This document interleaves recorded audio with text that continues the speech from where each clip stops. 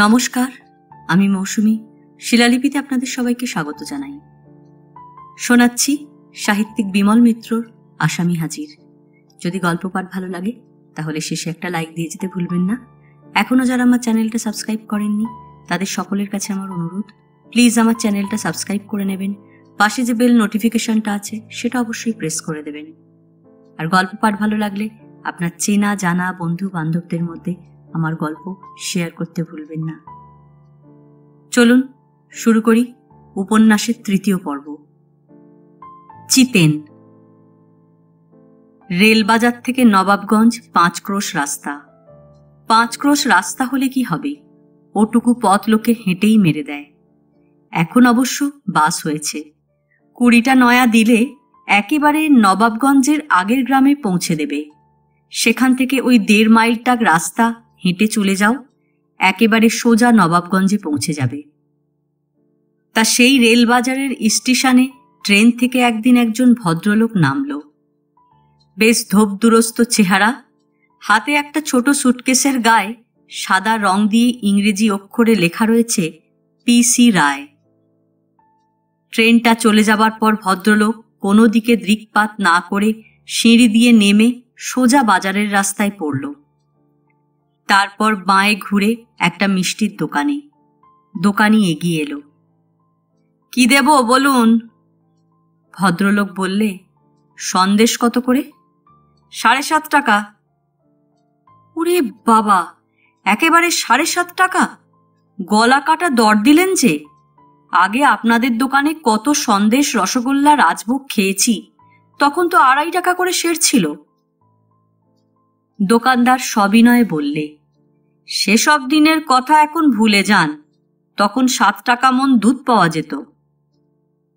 ভদ্রলোকের এসব কথা ভালো লাগলো না। বললে, না মশাই, এ একেবারে গলা কাটা দর করে দিয়েছেন। তা সিঙ্গারা কত করে? 3 আনা পিস। ভদ্রলোক বলে উঠল, তা সিঙ্গারা তো আর দুধের খাবার নয় মশাই, সিঙ্গারার এত দাম করেছেন কেন? আমি কি ভেবেছেন নতুন এসেছি এখানে? আজ 20-30 বছর ধরে আসছি। এককালে আপনাদের দোকানে আমি 1 টাকা সের সন্দেশ খেয়েছি, তাও আমার মনে আছে। এতক্ষণে দোকানদারের যেন মন ভিজল। জিজ্ঞেস করলে, আপনার দেশ কি এখানে? ভদ্রলোক বললে, আমার নিজের দেশ নয়, আমার জামাইবাবু নবাবগঞ্জের জমিদার। নবাবগঞ্জের জমিদার? আরে হ্যাঁ মশাই, ছোটবেলা থেকে দিদির বাড়ি আসতুম, আর এইখান থেকে কাঁচা গোল্লা কিনে নিয়ে যেতুম। এককালে এখানে রোজ আসতুম।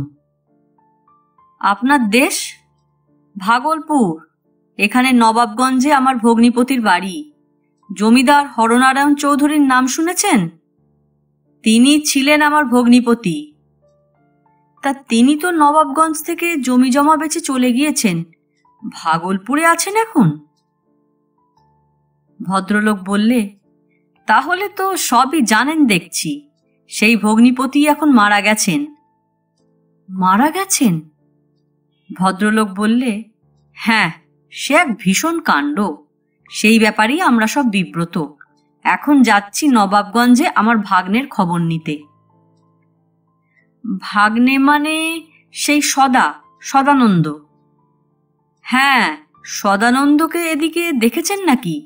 তাকে খুঁজতেই তো যাচ্ছি। যা হোক, তাহলে মশাই আপনার সন্দেশ আর খাওয়া হলো না।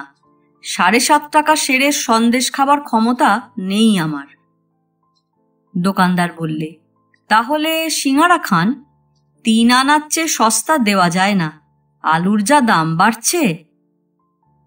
তা 2 আনা করে হোক না। দোকানদারের কি মনে হলো, বললে, ঠিক আছে, আপনি চা খাবেন তো?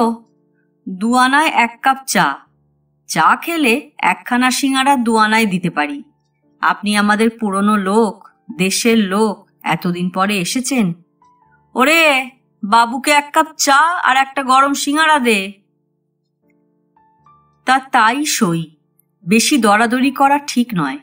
সন্দেশটা সস্তা করে দিলেই ভালো হতো। অবশ্য শেষ পর্যন্ত 1খানা সিঙ্গারা দিয়ে 1 কাপ চাই নিলে ভদ্রলোক। বললে, তাহলে চায়ে একটু বেশি করে চিনি দেবেন মশাই, আমি আবার চিনি একটু বেশি খাই। চা আর সিঙাড়া খেয়ে দাম চুকিয়ে দিয়ে ভদ্রলোক উঠল। ভোরবেলা ট্রেন থেকে নেমেছে, এবার একটু রোদ উঠেছে। এখনো 5 ক্রোশ রাস্তা ঠেঙাতে হবে। রেল বাজারের রাস্তায় তখন মানুষের রীতিমতো আনাগোনা শুরু হয়ে গেছে। তারপর রাস্তায় নামবার আগে দোকানদারকে লক্ষ্য করে বললে, ফেরবার সময় আবার আসছি, তখন কিন্তু একটু কনসেশন করতে হবে, বুঝলেন? তা এই হলো প্রকাশ রায়, সদানন্দ চৌধুরীর প্রকাশ মামা। আপন মামা ঠিক নয়, তা না হোক, আপন মামার চাইতেও বড়। মার এক মামার ছেলে, ছোটবেলা থেকে নবাবগঞ্জে আনাগোনা করত। বড়লোক ভগ্নিপতি, দূর সম্পর্কের ভগ্নিপতি হলেও ভগ্নিপতি তো একটা সম্পর্ক তো আছে, তা সে যত ক্ষীণ সম্পর্কই হোক। সেই ক্ষীণ সম্পর্কটাকে ঘন ঘন দেখা সাক্ষাৎ আসা যাওয়া দিয়ে সে রীতিমতো ঘনিষ্ঠ সম্পর্কে পরিণত করে তুলেছিল। বলা নেই কওয়া নেই, হঠাৎ হঠাৎ এসে উদয় হতো প্রকাশ। বড়লোক দিদির থাকা খাওয়ার এলাহি ব্যবস্থা। প্রকাশ এলেই নবাবগঞ্জের লোকেরা বলতো, ওই চৌধুরী মশাইয়ের শালা এসেছে। অনেকে আবার আদর করে শালাবাবুও বলতো। শালাবাবু এলে নবাবগঞ্জের লোক ধরে বসত, শালাবাবু, আমাদের বারোয়ারিতলায় যাত্রা হবে, চাঁদা দিন। তা চাঁদা দিতে কখনো কার্পণ্য করেননি শালাবাবু। বলতো, বেশ তো, কত চাঁদা দিতে হবে আমাকে বলো? 10 টাকা চাই আপনার কাছে। তা 10 টাকা দিতেও আপত্তি করত না শালাবাবু। নবাবগঞ্জের জমিদারের শালা, সুতরাং সারা গ্রামের লোকেরই শালা। তার মতন লোকের কাছে 10 টাকা চাঁদা চাইবার হক আছে বই কি গ্রামের লোকের। শালাবাবুর ফিনফিনে পাঞ্জাবি, কোঁচানো ধুতি আর ঢেউ খেলানো তেড়ি, এসব দেখে যে কোনো লোকই বুঝতে পারত শালাবাবু পয়সাওয়ালা লোক। আসলে কিন্তু এ পয়সা যোগান দিত দিদি। শালাবাবু এসেই বলতো, দিদি, এবার আর তোমার ইজ্জত থাকবে না। দিদি বুঝতে পারত না, বলতো, কেন রে, কি হলো? নবাবগঞ্জের ক্লাবের ছেলেরা আবার চাঁদা চাইছে, একেবারে 10 টাকা চাঁদা ধরেছে আমার নামে। দিদি বলতো, কেন আবার চাঁদা কিসের?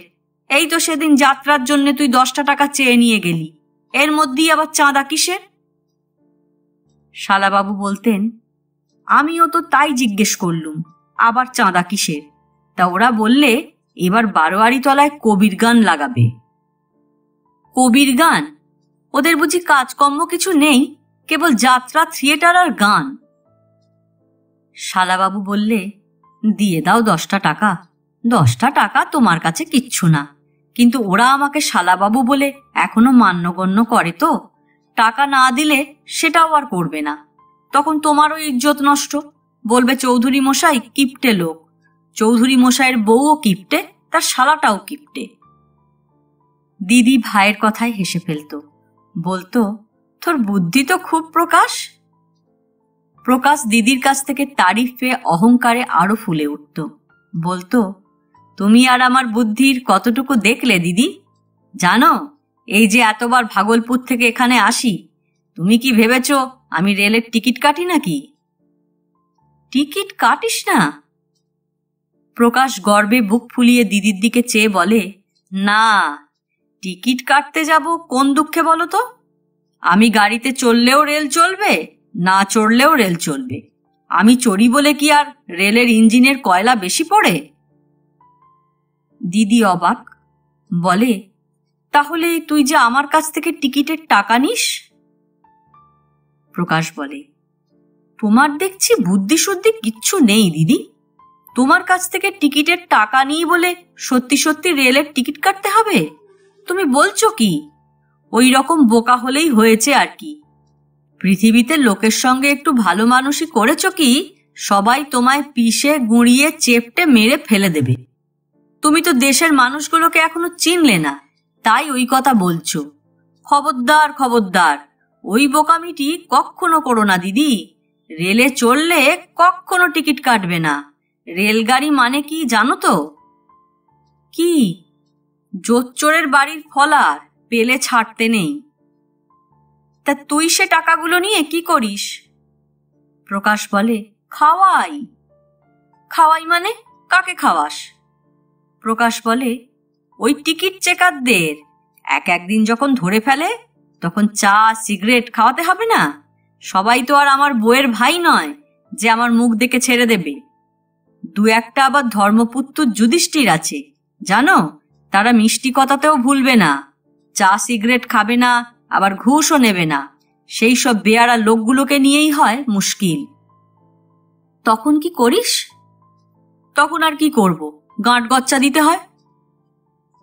কথাগুলো বলবার সময় দিদিও যত হাসে, প্রকাশও তত হাসে। ভাইয়ের বাহাদুরিতে দিদি অবাকও হয়ে যায়। যখন প্রকাশ নবাবগঞ্জে আসে তখন অনেক সময় রেলবাজারের মিষ্টির দোকান থেকে এক হাঁড়ি কাঁচাগোল্লা নিয়ে আসে। দিদি বলে, এ কি রে, তুই আবার কুটুম লোকের মতো মিষ্টি নিয়ে আসিস কেন? তুই কি কুটুম বাড়ি আসছিস নাকি? প্রকাশ বলতো, না দিদি, তুমি কাঁচাগোল্লা খেতে ভালোবাসো তাই আনলুম। 3 টাকা সের, বেটারা গলা কাটা দাম রেখেছে। দিদি সন্দেশটা নেয় বটে, কিন্তু ভাইয়ের দেওয়া জিনিসের দামও সঙ্গে সঙ্গে শোধ করে দেয়। আর তাছাড়া প্রকাশ টাকা পাবেই বা কোথায়? তার তো আর ভগ্নিপতির মতো নিজের ঢালাও জমিদারি নেই যে দিদিকে রোজ রোজ 1 সের করে কাঁচাগোল্লা খাওয়াবে। আর প্রকাশও জানতো যে সেই কাঁচাগোল্লা দিদি নিজে যতখানি খাবে তার চেয়ে বেশি খাবে প্রকাশ নিজে। ওই সদা যখন হলো তখন ওর ভাতের সময় কড়াকর্মা যা কিছু সবই করেছিল ওই প্রকাশ। অবশ্য তখন প্রকাশ নিজেও ছোট। সদানন্দর সেই ছোটবেলা থেকে তার বিয়ে দেওয়া পর্যন্ত সব কাজেই প্রকাশ। জমিদার বাড়ির একমাত্র ছেলে, আদর করবার লোকেরও যেমন অভাব নেই, ছেলের স্বাদ আহ্লাদ শখ মেটাবার জন্যে টাকারও তেমনি অভাব নেই। যত ইচ্ছে খরচ করো না তুমি, ছেলে যদি তাতে সুখী হয় তো আমার কোনো আপত্তি নেই। আরও টাকা নাও। নবাবগঞ্জের চৌধুরী বংশের কুলতিলক সদানন্দ, তার জন্য নরনারায়ণ চৌধুরীর কোনো কার্পণ্য নেই। যেদিন সদানন্দ জন্মালো নরনারায়ণ চৌধুরী তখন রানাঘাটের সদরে মামলার তদবির করতে গেছেন। সদরে তার নিজের বাড়ি ছিল। মামলা মকদ্দমার জন্য তাকে যেতেই হতো।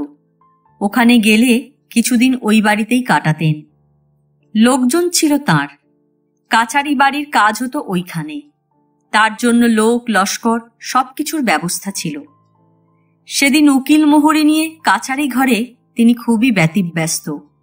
90,000 টাকার একটা বিলের মামলার ডিক্রি হয়েছে, তাই নিয়ে সাক্ষী সাবুদের ঝামেলায় একেবারে নাজেহাল। তখন হঠাৎ নবাবগঞ্জ থেকে দিনু দৌড়তে দৌড়তে গিয়ে খবর দিলে বৌমার ছেলে হয়েছে। প্রথমটায় যেন মনে হলো ভুল শুনছেন।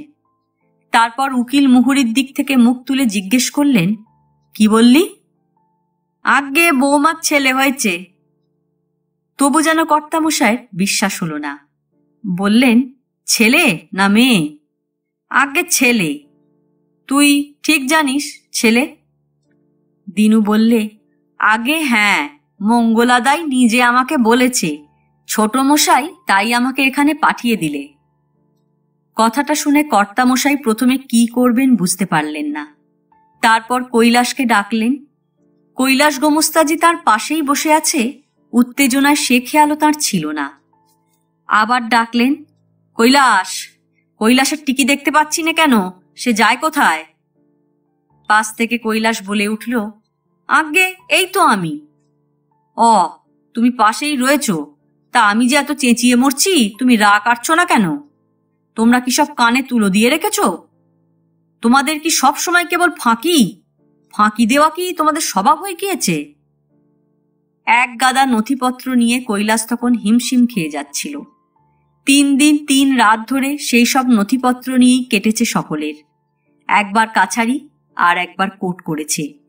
জমিদারি সেরেস্তার কাজে তার মতো বিশ্বস্ত লোক পাওয়াও কর্তামশাইয়ের একটা ভাগ্য, কিন্তু তবু তার বকুনি খাওয়ার কপাল। কর্তামশাই বললেন, ওসব নথিপত্র এখন রাখো। কৈলাস গোমস্তা বললে, আজ্ঞে কাল যে মুন্সিপের কোর্টে এ মামলার শুনানি আছে। কর্তামশাই বললেন, রাখো তোমার শুনানি, জীবনে অনেক মামলা করেছি, তুমি আমাকে আর কোর্ট দেখিও না। আমি কি কোর্টের নাম শুনলে ভয় পাবো? না হয় ও বিলটা যাবে। জীবনে অনেক বিল দেখেছি, আবার অনেক সম্পত্তি চলেও গিয়েছে আমার। আর আমি যদি বেঁচে থাকি, অমন বিল আমি আরো 10টা নিলামে ডেকে নেব। এখন ওসব থাক। শুনছো, নাতি হয়েছে আমার, তুমি এখন আমাকে কোর্ট শোনাচ্ছ? যাও, ওসব রাখো। আমি আজকেই নবাবগঞ্জে ফিরে যাব, তার ব্যবস্থা করো। এখনই যাবেন? এখনই যাব না তো কি একদিন পরে যাব? পরে গেলে দেরি হবে না? এ কি দেরি করার কাজ? যাও, গাড়ির বন্দোবস্ত করো। আর আমার বাক্স বিছানা সব দিনুকে নিয়ে গুছিয়ে ফেলো। রজবালিকে ডেকে গাড়িতে গরু জুততে বলো। এর ওপর আর কথা বলা চলে না। কৈলাস গোমস্তা বাইরে যাচ্ছিল সব বন্দোবস্ত করতে। কর্তামশাই আবার ডাকলেন। হ্যাঁ, ভালো কথা। তার আগে একটা কাজ করো দেখিনি। বাজারের সনাতন শাকরাকে চেনো তো? তাকে গিয়ে বলো 10 ভরি সোনার হার যদি একটা তৈরি থাকে তো সেটা নিয়ে যেন এখনই আমার কাছে আসে। তা সেই দিনই কর্তামশাই সেই 10 ভরি সোনার হার নিয়ে রজবালির গাড়িতে চড়ে গ্রামের দিকে রওনা হয়েছিলেন। খাওয়া, ঘুমোনো, মামলা সবকিছু মাথায় রইল। সবকিছু ফেলে কর্তামশাই নবাবগঞ্জে এসে ওই 10 ভরির হার দিয়ে নাতির মুখ দেখেছিলেন। এ নাতি যে তাঁর কত আদিক্ষেতার নাতি তা আর কেউ না জানুক, কর্তামশাইয়ের অজানা ছিল না। ছেলের বিয়ে তিনি অল্প বয়সেই দিয়েছিলেন। উদ্দেশ্য ছিল তার বাড়ি নাতি নাতনিতে ভরে যাবে, তার সংসার বিলাস বৈভবে ঐশ্বর্যে জাঁক জমকে জমজমাট হয়ে উঠবে। কিন্তু তা হয়নি। তিনি অনেক খুঁজে পেতে সুলতানপুরের জমিদার কীর্তিপদ মুখার্জির একমাত্র সন্তানকে নিজের ছেলের পাত্রী হিসেবে পছন্দ করে বউ করে নিজের বাড়িতে এনেছিলেন। কিন্তু বিয়ের পর বহুদিন কেটে গেল। সন্তানাদি কিছু হলো না দেখে বড় মুষড়ে পড়েছিলেন। এই প্রকাশ তখন সবে হয়েছে। বাপ মা মারা যাবার পর পিসিমার কাছেই থাকত। পিসে মশাই কীর্তিপদ মুখুজ্জের ছেলে ছিল না বলে আদর যত্ন পেত ছেলের মতো। তারপর যখন প্রীতিলতার বিয়ে হয়ে সে নবাবগঞ্জে চলে গেল, তখন ছোট ছেলের মতো প্রকাশও দিদির সঙ্গে দিদির শ্বশুর বাড়িতে এলো। কিন্তু এসব জটিল কুটিল বংশতালিকার শুকনো বর্ণনা না দেওয়াই ভালো। তাতে গল্পও দানা বাঁধতে পারে না। গল্প আত্মীয় স্বজনের ডালপালায় ঘা লেগে হোঁচট খেয়ে খুঁড়িয়ে চলে। তার চেয়ে প্রকাশের যে পরিচয় দিচ্ছিলাম তাই দেওয়াই ভালো। কারণ এ উপন্যাস যারা পড়ছেন তাদের এখন থেকে জানিয়ে দেওয়া ভালো যে প্রকাশ রায় ভবিষ্যতে এ উপন্যাসে আরো অনেকবার উদয় হবে। পাঠক পাঠিকারা এ চরিত্রটির সম্বন্ধে যেন একটু বিশেষ অবহিত থাকেন। এদিকে সদানন্দ যখন বড় হল, তখন প্রকাশ রায় এ বাড়িতে রীতিমতো আসর জমিয়ে বসেছে। এখানে একবার আসে, 1 মাস 2 মাস থাকে, আর দিদির কাছ থেকে কিছু টাকা হাতিয়ে নিয়ে আবার কিছুদিনের জন্য অদৃশ্য হয়ে যায়। যখন নবাবগঞ্জে থাকে তখন সদানন্দকে নিয়ে ঘোরে। কোথায় যাত্রা হচ্ছে, কোথায় কবির লড়াই হচ্ছে, পাঁচালি হচ্ছে, সেখানে ভাগ্নেকে সঙ্গে করে তার নিয়ে যাওয়া চাই। নরনারায়ণ চৌধুরী হাজার কাজের মধ্যেও নাতির খবর নেন। বলেন, খোকা কোথায় গেল? খোকা, খোকাকে দেখছি না যে। কৈলাস গোমস্তা বলে, আগে খোকাবাবু শালাবাবুর সঙ্গে বেরিয়েছে। জিনিসটা কর্তামশায়ের পছন্দ হয় না, কিন্তু কিছু বলতেও পারেন না। বৌমার ভাই, কুটুম সম্পর্ক। শুধু বলেন, তোমাদের শালাবাবু লোকটা সুবিধের নয়, সিগারেট টিগারেট খেতে দেখেছি। কিন্তু প্রকাশের সেদিকে ভ্রুক্ষেপ নেই। স্টেশন থেকে সোজা এসেই একেবারে কর্তামশায়ের পায়ের ধুলো নিয়ে মাথায় ঠেকায়। কর্তামশাই প্রত্যেকবারই হকচকিয়ে যান। বলেন, কে? আগে আমি প্রকাশ। প্রকাশ নামটা যেন অনেকক্ষণ চিনতে পারেন না। তারপর একেবারে না চিনলে খারাপ দেখায়, তাই বলেন, বেয়াই মশাই কেমন আছেন? বেয়ান, সবাই ভালো আছেন তো? তারপরে আর কর্তামশাইয়ের সঙ্গে দেখা করা দরকার মনে করে না সে। সোজা চলে যায় দিদির কাছে। একেবারে অন্দরমহলে গিয়ে বলে, দিদি এলুম। একদিন হাসতে হাসতে ঢোকে দিদির ঘরে। বলে, জানো দিদি, তোমার ছেলে খুব ইন্টেলিজেন্ট হয়েছে। দিদি বলে, কি রকম? প্রকাশ বলে, ওকেই জিজ্ঞেস করো না। দিদি খোকার দিকে চেয়ে জিজ্ঞেস করে, কি হয়েছে খোকন? খোকন বলে, আমি গান শিখেছি মা। ও মা, তাই নাকি? কই গাও দেখি। প্রকাশও উৎসাহ দিলে ভাগ্নেকে, বললে, গাও গাও, গিয়ে শোনাও মাকে, শোনাও। খোকন দুহাত তুলে এঁকে বেঁকে নাচতে শুরু করে দিলে। তারপর গান গাইতে আরম্ভ করলে, আগে যদি প্রাণসখী জানিতাম, শ্যামের পীড়িত গরল মিশ্রিত কারো মুখে যদি শুনিতাম, কুলবতীবালা হইয়া সরলা তবে কি অবিষ ভকিতাম। গান শুনে ভিতর বাড়ি থেকে আরো অনেকে দৌড়ে এসেছিল। গৌরী পিসির ছেলের বুদ্ধি দেখে আর থাকতে পারলে না।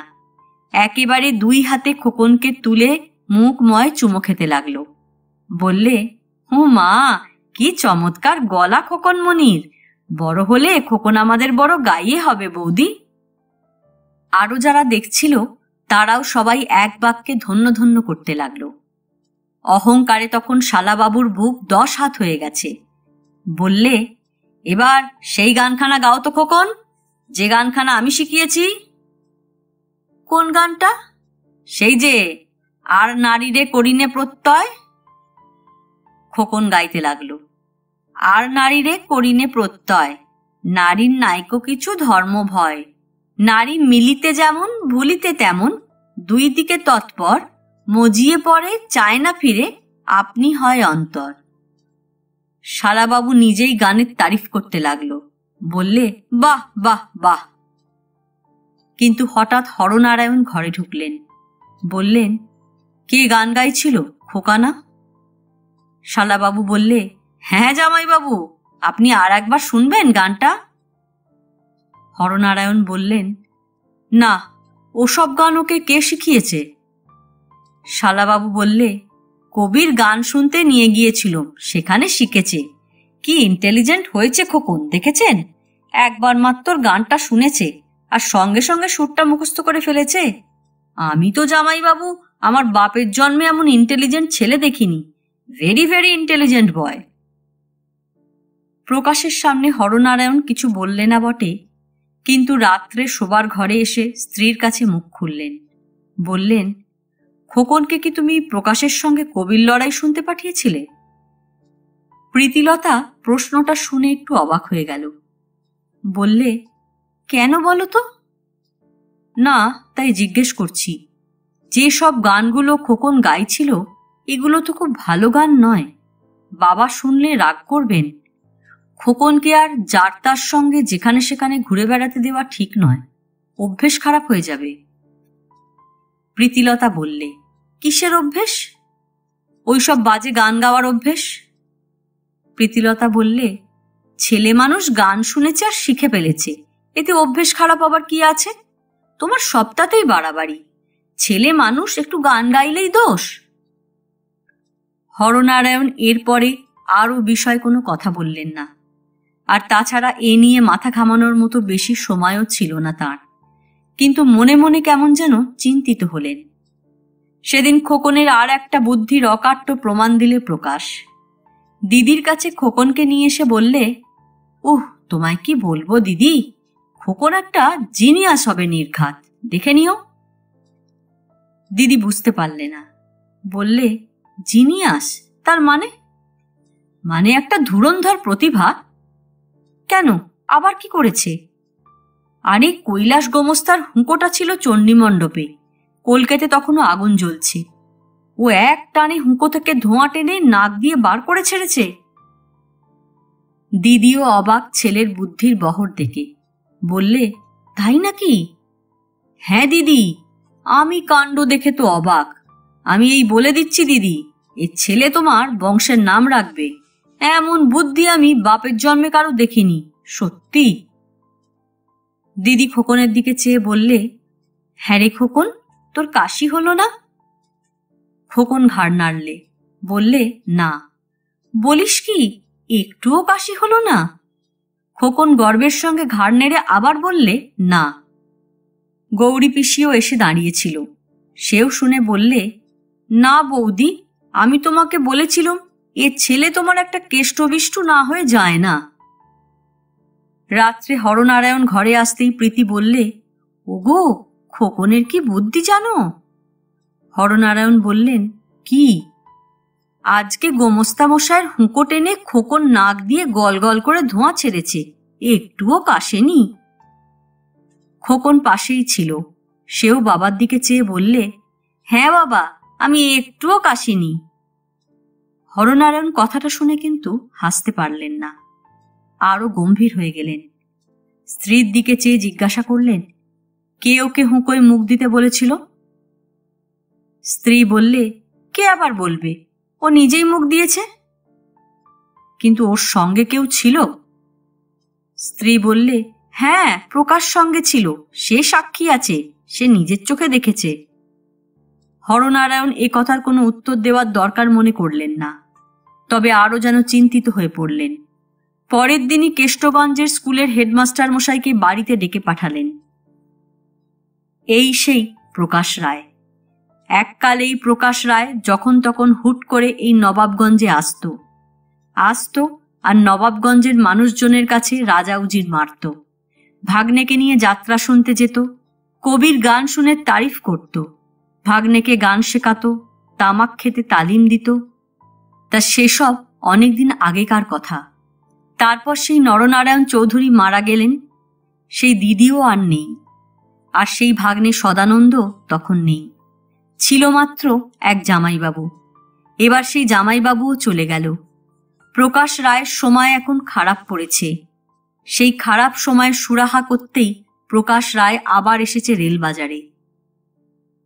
সামনেই বাস দাঁড়িয়েছিল, আগে এই রাস্তাটুকু বরাবর হেঁটেই মেরে দিয়েছে সে।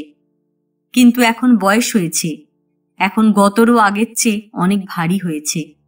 সোজা বাসের কাছে গিয়ে জিজ্ঞেস করলে, নবাবগঞ্জ যাবে ভাই? নবাবগঞ্জে? নবাবগঞ্জে যাবে না, মোবারকপুর থেকে হাঁসখালি চলে যাবে। মোবারকপুর কত ভাড়া? 20 পয়সা। 20 পয়সা? 20 পয়সায় 1 কাপ চা আর 2টো সিগারেটও হয়ে যেত। যাকগে, কপালে পয়সা নষ্ট আছে, কে খণ্ডাবে। ঠিক আছে, মোবারকপুরেই নেমে যাবে সে। প্রকাশ রায় সুটকেসটা নিয়ে বাসে উঠে পড়ল।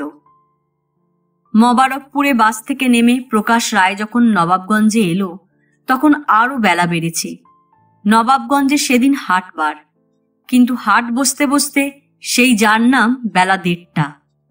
সকালবেলার দিকে তেমন লোকজন থাকে না, কিন্তু যত বেলা বাড়ে তত চারিদিকের গ্রামগঞ্জ থেকে ব্যাপারী, চাষা, খদ্দের এসে জোটে। আর আসে ভেন্ডাররা। কলকাতার কোলে মার্কেট থেকে সোজা চলে আসে কেষ্টগঞ্জে। কেউ কেউ নামে মদনপুরে, কেউ আরংঘাটায়, আবার কেউ বগুলায়। বেগুন, মূলো, পটল, কপি কিংবা আম, কাঁঠাল কিনে ঝুড়ি ভর্তি করে ট্রেনে চাপিয়ে সোজা শিয়ালদা, সেখান থেকে কোলে মার্কেট। তখন হাটে আসে ডাক পিয়ন, আসে মোবারকপুরের ডাক্তার কার্তিকবাবু, আসে কেষ্টগঞ্জ স্কুলের হেডমাস্টার। কেউ আসে সাইকেলে চড়ে, কেউ চলে আসে হেঁটে, আবার কেউ বা বাসে চড়ে। 1 হপ্তার বাজারটা হয়ে যায় নবাবগঞ্জের হাট থেকে। সপ্তাহের ওই দিনটা শুধু হাট করার দিন নয়, পরস্পর দেখা সাক্ষাৎ করবার দিনও বটে। এ সেই নরনারায়ণ চৌধুরীর আদি আমল থেকেই এমনই চলে আসছিল। বলতে গেলে তিনিই এই হাট বসান এখানে। আগে নবাবগঞ্জের লোকজন বড় হাট করতে যেত সেই রেলবাজারে, আর নয়তো বাজিতপুরে। অবশ্য হাট করার রেওয়াজ তখন এত ছিল না। আলুটা রেলবাজার থেকে নিয়ে এলেই হতো, আলু আর কেরাসিন। বাকি শাক, পাতা, মাছ ওই নবাবগঞ্জের ঘরে বসেই মিলত সকলের। মালোপাড়া থেকে আসতো মাছ বিক্রি করতে, আর যার যার বাড়ির উঠোনে গজাতো শাক, পাতা, কলা, মূলো। তখন কর্তাবাবু নতুন করে বাড়ি করেছেন, পাকা দোতলা বাড়ি। কৃষাণ, খাতক, ব্যাপারী, মহাজন, দর্শনার্থী, প্রার্থী নানা লোকের আনাগোনা শুরু হয়ে গেছে। নবাবগঞ্জের নামধাম হয়েছে এ দিগরে। তিনি বললেন, এ কি কথা, নবাবগঞ্জে হাট নেই? এটা তো ভালো কথা নয়। 10টা গ্রামে ঢেঁড়া পিটিয়ে জানান দিয়ে দিলেন যে এবার থেকে প্রত্যেক শনি মঙ্গলবারে নবাবগঞ্জের বারোয়ারি তলায় হাট বসবে। ব্যাপারীরা যারা হাটে বেচাকেনা করতে আসবে, জমিদার তাদের কাছ থেকে কোনো তোলা নেবেন না।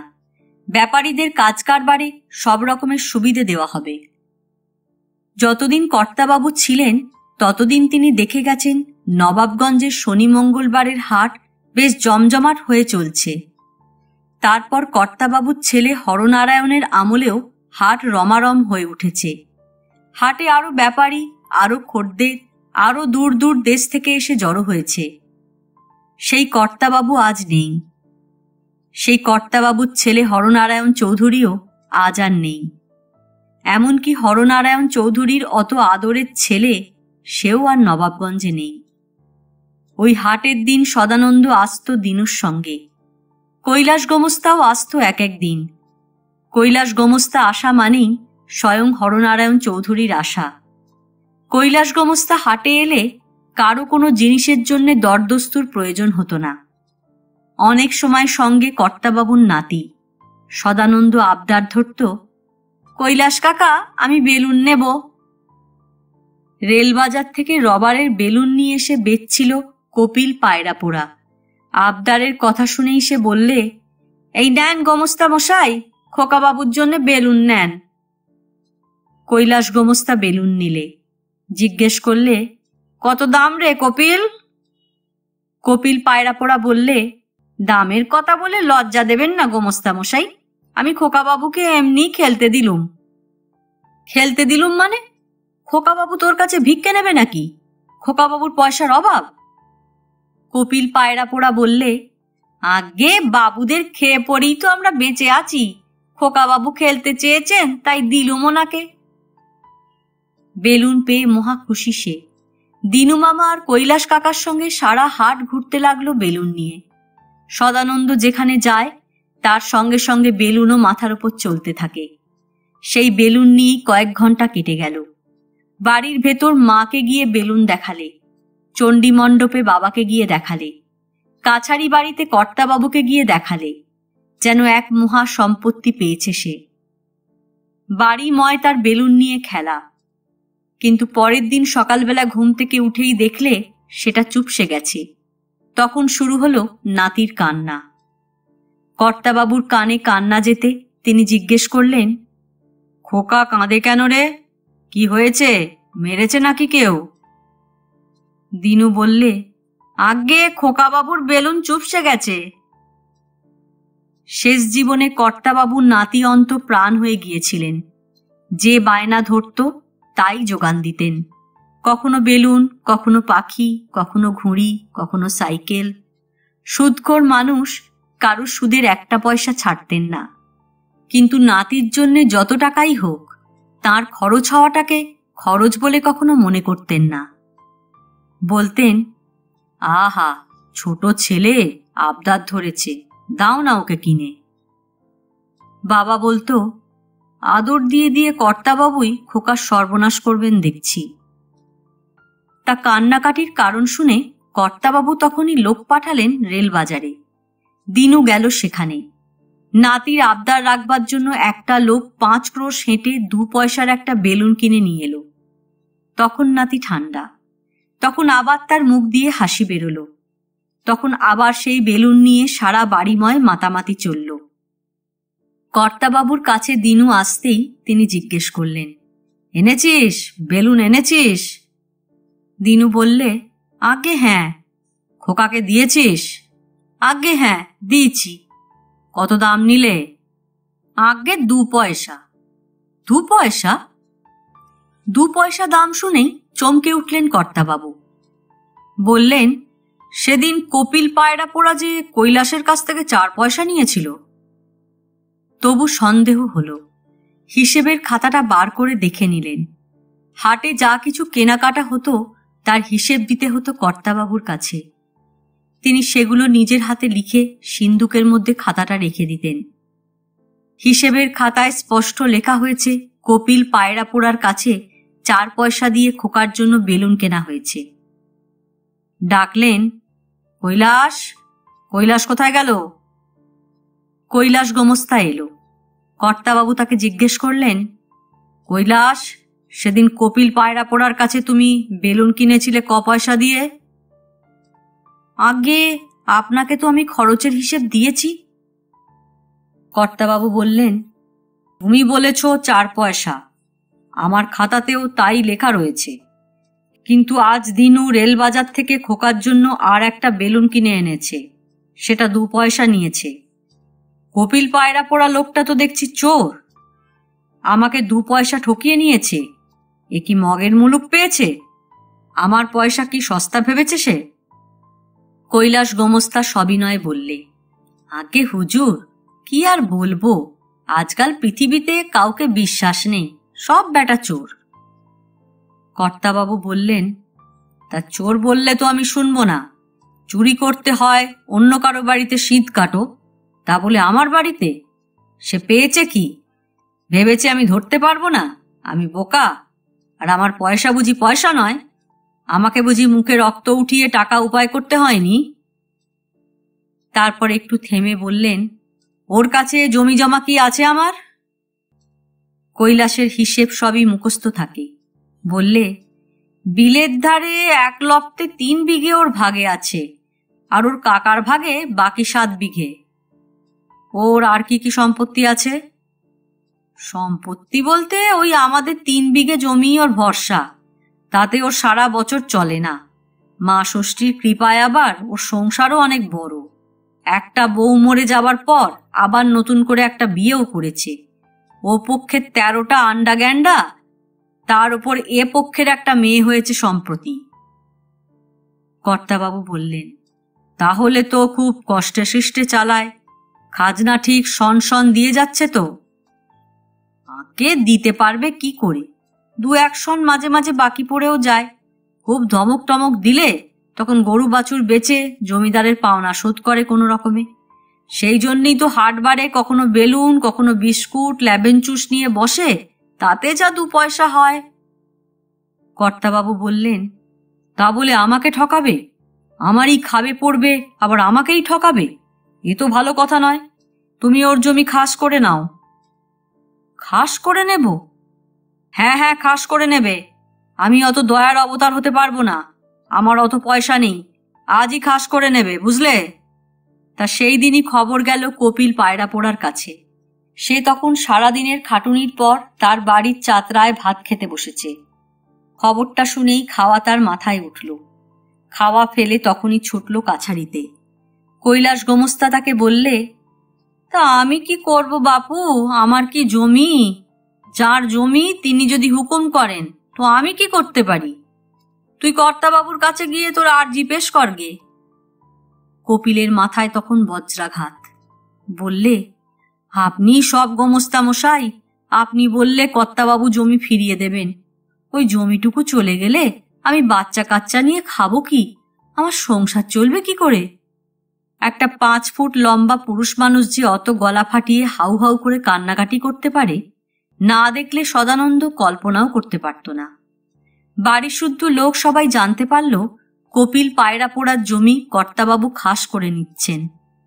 কিন্তু কেন খাস করে নিচ্ছেন তা কেউ জিজ্ঞেস করলে না। সবার কাছেই যেন জিনিসটা স্বাভাবিক। এ তো হবারই কথা। জমিদারের হক আছে জমি খাস করে নেবার, তা সে অন্যায় করুক আর না করুক, খাজনা দিক আর না দিক।